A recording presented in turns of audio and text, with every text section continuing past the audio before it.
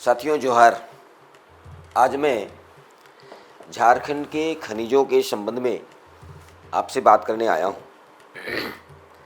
जैसा कि आप जानते हैं, झारखंड दो शब्दों से बना हुआ शब्द है, झार और खंड, जिसका अंग्रेजी मीनिंग है द लैंड ऑफ फॉरेस्ट, यानी वन भूमि।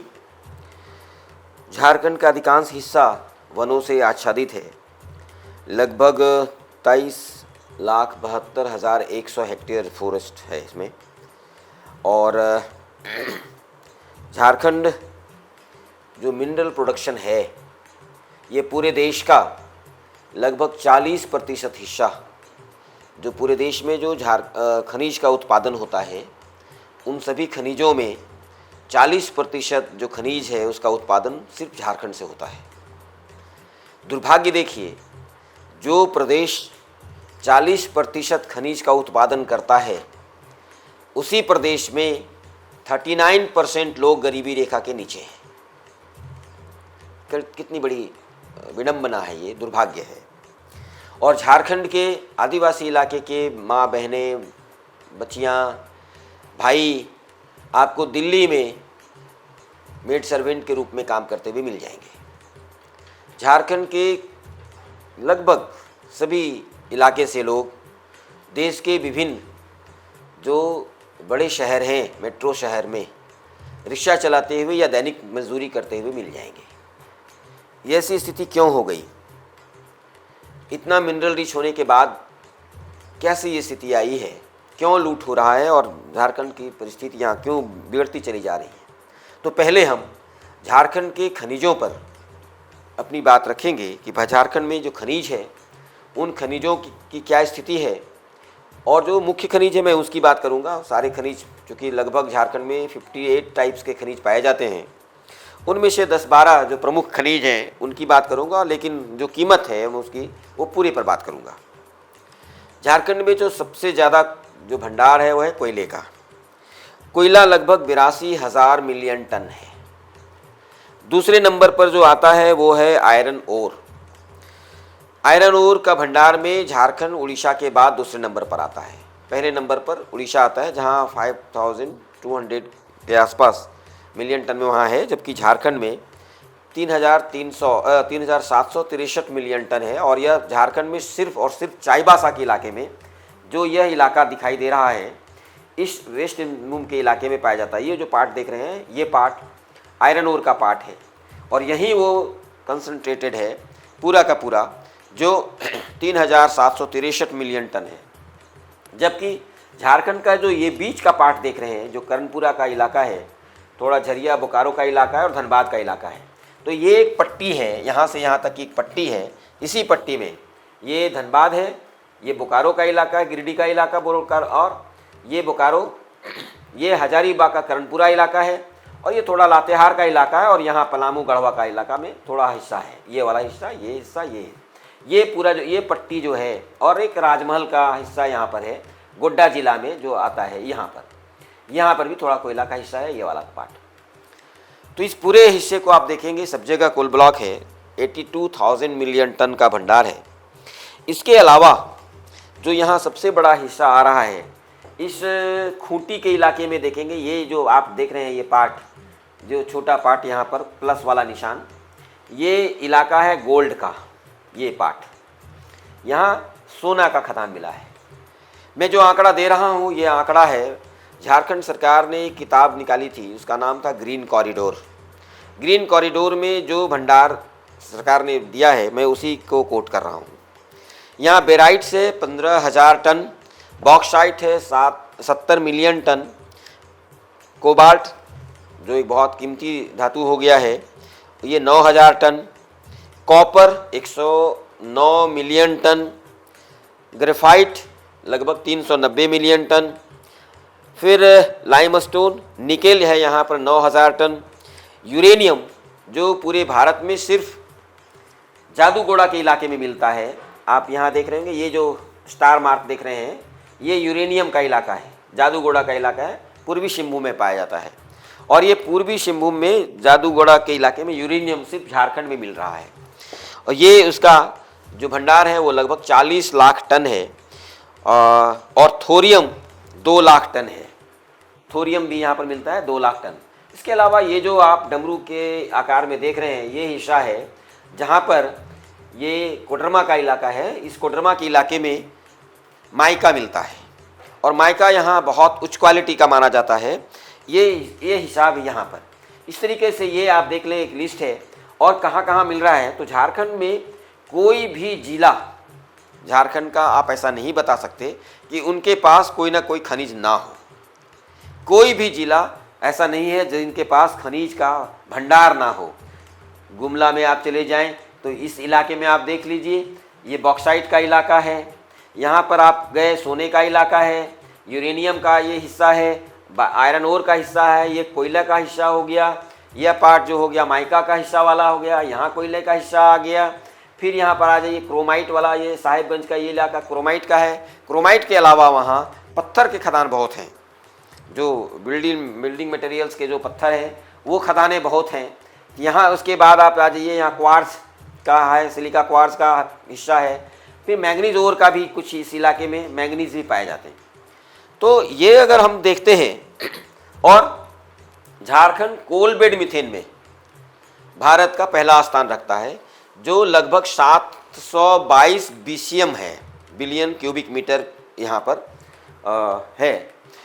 और ये जो कोल बेड मीथेन को हटा दें तो ये जो इतने मिनरल्स हैं, कोल बेड मीथेन को हटा देने हैं, क्योंकि ये इलाका कोल बेड मीथेन का है, वो उसको हम हटा देते हैं तो जो झारखंड में मिनरल्स हैं, इन मिनरल्स का टोटल कॉस्ट है वो 50,000, मैं 50 कह रहा हूँ, 50,000 ट्रिलियन रुपया में है।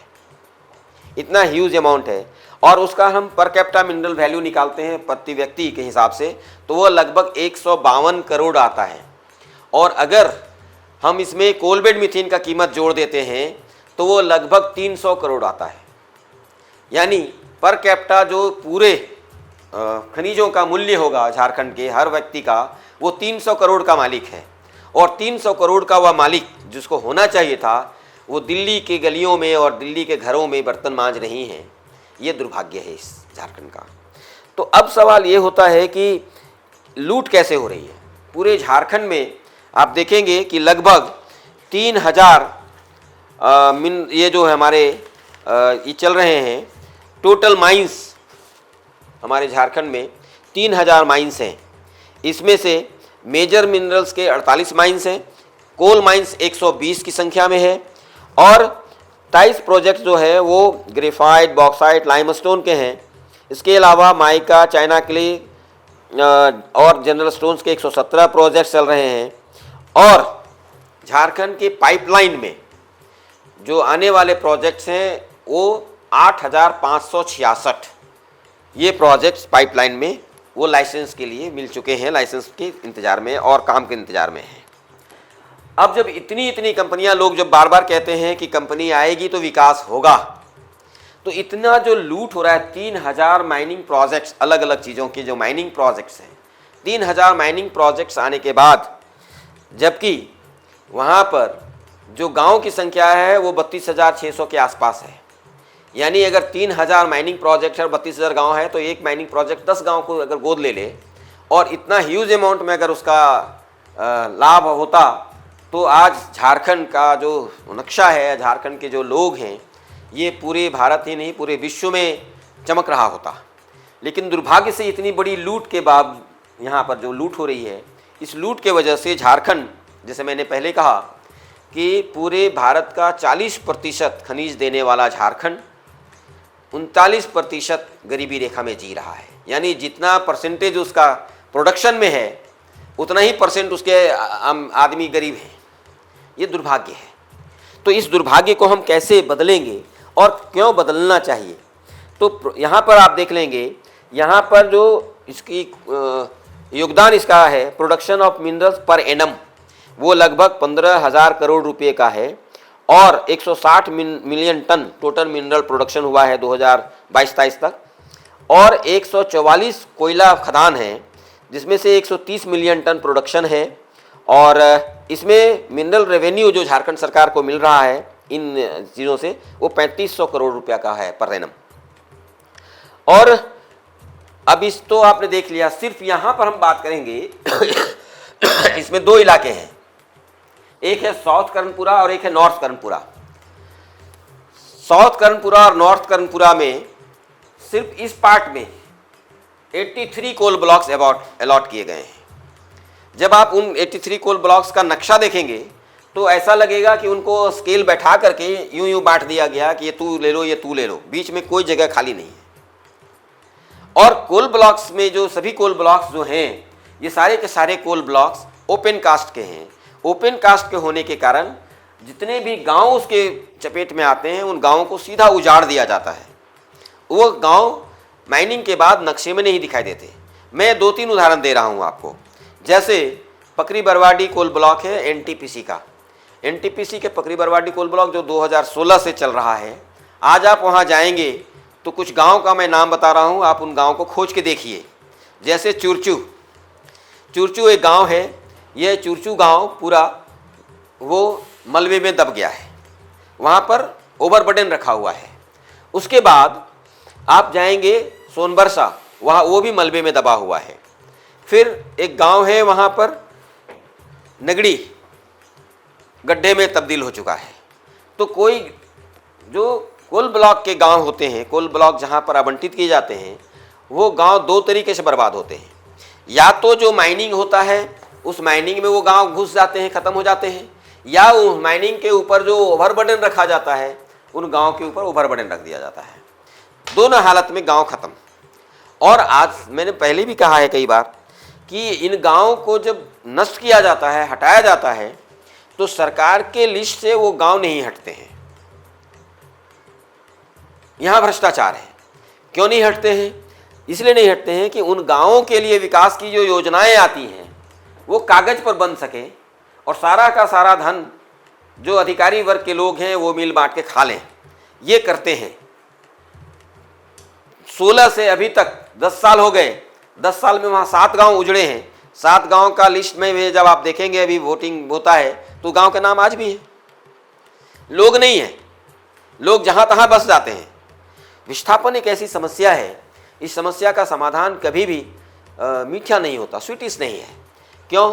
क्योंकि एक घर में अगर 2 बच्चे हैं तो 2 बेटे भी एक जगह नहीं ले पाते हैं, है ना। वो एक जगह एक गया तो दूसरा 50 किलोमीटर दूर जाके बसता है। तो एक सामाजिक ताना बाना टूट जाता है, समाज टूट जाता है, गांव टूट जाते हैं।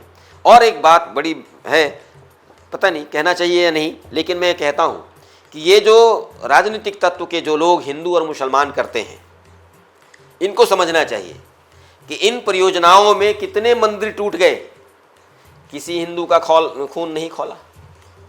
कितने मस्जिद टूट गए, किसी मुसलमान का खून नहीं खौला। तो इनका खून कब खौलता है?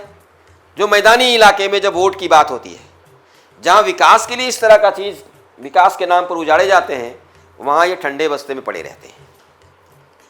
विरोध में कैसे आना चाहिए? ये जो चीज़ें हैं, ये विकास के नाम पर जो एक लूट मची है इस झारखंड में, जो इतने मिनरल्स का, और जैसा कि मैंने कहा कि एक एक व्यक्ति सिर्फ मिनरल की बात करें, कोल बेड मीथेन की बात हटा दें, तो एक एक व्यक्ति के हिस्से में जो धन आ रहा है वो 152 करोड़ का आ रहा है। 152 करोड़ की हिस्सेदारी आ रही है और ये लूट हो रही है। तो इस लूट से कैसे बचा जा सकता है? उसका एक ही तरीका है कि इस विकास में इन चीज़ों की कितनी आवश्यकता है उस पर पुनर्विचार करना चाहिए। जैसे सोने के खदान की क्या आवश्यकता है, पन्ना के खदान की क्या आवश्यकता है, कितनी आवश्यकता है, ये कौन तय करेगा? क्या एक पूंजीपति तय करेगा कि देश को कितनी आवश्यकता है? नहीं, वो तो अपने लाभ के लिए और अपने प्रोडक्शन को और प्रोडक्शन करता है ताकि उसकी लाभ और से और ज़्यादा होता चला जाए, वो अमीर से अमीरतम की ओर बढ़ता चला जाए। ये उसका है, उसके दिमाग में तो सिर्फ मुनाफा है। तो एक ये कारण है जिसकी वजह से अंधाधुंध दोहन हो रहा है और प्रकृति का विनाश हो रहा है। इसके अलावा ये जो जितने प्रोजेक्ट्स हैं, चाहे आप इस इलाके का देखेंगे, ये जो वेस्ट सिंहभूम का इलाका है जहाँ हम आयरन ओर की बात कहते हैं, वहाँ एक विश्व का प्रसिद्ध जंगल है जिसको सारंडा जंगल कहते हैं। सारंडा जंगल ऐसा माना जाता है कि ये सबसे बड़ा साल फॉरेस्ट का जंगल है और सारंडा को पहले कहा जाता था 700 पहाड़ियों का वो समूह है, 700 पहाड़ियाँ, और उन्हीं पहाड़ियों में आयरन ओर है। इस आयरन ओर के वजह से सारंडा का वो पूरा का पूरा जंगल समाप्त होने के कगार पर है, क्योंकि अब वहाँ पर अच्छा इसी इलाके में वो आदिवासियाँ हैं, तो आदिवासियों को कैसे खदेड़ा जाए उसकी भी तैयारी चल रही है। वो लोग कहते हैं कि विकास के दुश्मन है इसलिए इनको उजाड़ दो, तो उनको कई तरीके से प्रताड़ित किया जाता है। विकास का दुश्मन है ना, उग्रवादी है, आतंकवादी है, क्या क्या नहीं कह देते हैं। कुछ आतंकवादी भी होते हैं, उग्रवादी भी होंगे, लेकिन सभी उग्रवादी हैं ऐसा नहीं है, सभी आदिवासी उग्रवादी ही हैं ऐसा नहीं है। फिर कई मुकदमे इन जो संघर्ष करने वाले साथी हैं उनके ऊपर कई मुकदमे ठोक दिए जाते हैं। मैंने तो देखा है जाके गोंदलपुरा कोल ब्लॉक में, जहां अडानी के खिलाफ लोग संघर्ष कर रहे हैं, एक एक व्यक्ति के ऊपर 40-40 मुकदमे हैं, और 40 में से कम 35 मुकदमे तो फॉल्स हैं। झूठे मुकदमों का अंबार लगा देते हैं ताकि लोग डरें और डर करके वो भाग जाएं या तो फिर सरेंडर कर जाएं। तो अब सवाल उठता है कि इसका रास्ता क्या है? क्या कोई रास्ता है इस लूट से बचने का? तो एक ही रास्ता है, वह रास्ता यह है कि लोगों को ग्राम सभा की कंपनियां बनाने चाहिए, ग्राम सभा को इन सभी संसाधनों की मालकियत सौंप देनी चाहिए। तो ग्राम सभा ये तय करेगा कि कौन सा संसाधन, कौन सा खनिज या कौन सा जो चीज़ हम निकाल रहे हैं वो कितना निकालना चाहिए, उसकी ज़रूरत है अथवा नहीं, वो तय करेगा। अब जैसे कोयला की ज़रूरत है, कोयला इस देश में 70% कोयला जो खनन हो रहा है वो थर्मल पावर के लिए हो रहा है। एक आंकड़ा कहता है, भारत सरकार का ही वो आंकड़ा है, कि इस देश में लगभग 10 लाख मिलियन टन 10 लाख ये मेगावाट पावर जनरेशन के लिए, कोयले का पर आधारित के लिए हमने बना रखा है कैपेसिटी का। तो 10 लाख जो मेगावाट के लिए हमने जो कैपेसिटी का बनाया है उसमें लूट कितनी हो रही है? हमारे यहाँ ज़रूरत कितना है? 3 लाख मेगावाट की ज़रूरत है। 10 लाख आपने कैपेसिटी का बना रखा है। तो कंपनियां क्या करती हैं, ये जो जितना कैपेसिटी का वो बनाती हैं उतने कैपेसिटी का कोयला वो खरीदती हैं, कोयला उनको मिल जाता है। तो जितना वो उत्पादन कर रहे हैं उस उत्पादन का बाकी जो बच जाता है वो शेष हिस्सा वो कोयले का व्यापार करती हैं, ये खुलेआम करती हैं। तो इससे एक भ्रष्टाचार भी बढ़ रहा है। और थर्मल पावर का तो एक अपना अलग कहानी है, वो कितना पर्यावरण का नुकसान करता है ये आप देख सकते हैं। मैंने उसके लिए दूसरे वीडियो बनाए हैं, आप दूसरे वीडियो में जाकर देख सकते हैं। मेरा मानना यह है कि अगर थर्मल पावर का प्रोडक्शन बंद नहीं हुआ तो इस देश में जीना मुश्किल होगा, दुनिया ख़त्म हो जाएगी, क्योंकि सांस लेने के लिए ऑक्सीजन चाहिए, और थर्मल पावर प्रोडक्शन जब होता है तो वो ऑक्सीजन का बड़ा दुश्मन है। दूसरी तरफ चूँकि ऑक्सीजन मुफ्त का देने का काम पेड़ पौधे करते हैं, और ये माइनिंग के कारण और अन्य जो संसाधन जो हम बनाते हैं उसके कारण पेड़ों का बड़ा नुकसान करते हैं। तो कोई कंपनी ऐसी नहीं है इस दुनिया में जो मुफ्त में ऑक्सीजन बना करके लोगों को सप्लाई दे। वह हमारे पेड़ पौधे ही दे सकते हैं, जंगल ही दे सकते हैं। तो एक तरफ हम उन मुफ्त की फैक्ट्रियों को बंद कर रहे हैं और दूसरी तरफ हम ऑक्सीजन ख़त्म कर रहे हैं, और ऊपर से नीम पे करेला वाली बात जो हम कर रहे हैं कि भाई कार्बन डाइऑक्साइड बढ़ा रहे हैं, मीथेन गैस का बढ़ा रहे हैं, कार्बन मोनोऑक्साइड बढ़ा रहे हैं, सल्फर डाइऑक्साइड बढ़ा रहे हैं। तो पर्यावरण को हम प्रदूषित भी कर रहे हैं, प्रदूषण से लड़ने की क्षमता वाले जो इकाइयां हैं उनको समाप्त कर रहे हैं।